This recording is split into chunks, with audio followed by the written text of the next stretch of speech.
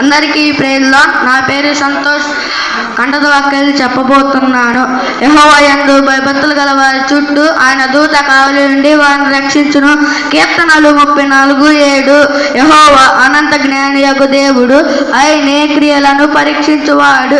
1 సమూయేలు 2:3.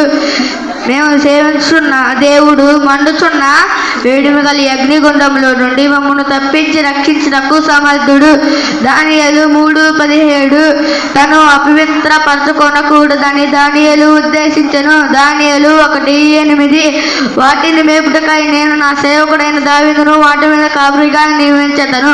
అతడు వాటికి కాపరిగా ఉండి వాటిని మేపును. యెహెజ్కేలు 34:23. నీ దేవుని ధర్మశాస్త్రమునందు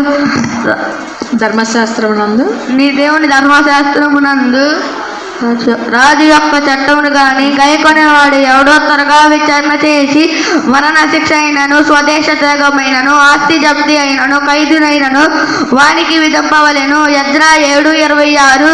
నీతి నిమిత్తము హింసింపబడువారు ధన్యులు, పరలోక రాజ్యం వారిది. మత్తయి 5:10. మీ పాపములను తుడిచివేయబడు నిమిత్తము మారు మనసునందు తిరుగుడి.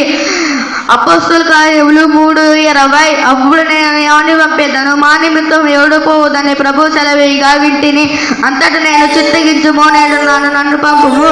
యెషయా 6:8. నీ వాక్యము నా పాదములకు దీపము, నా త్రోవకు వెలుగై ఉన్నది. కీర్తనలు 119:105. Praise lord.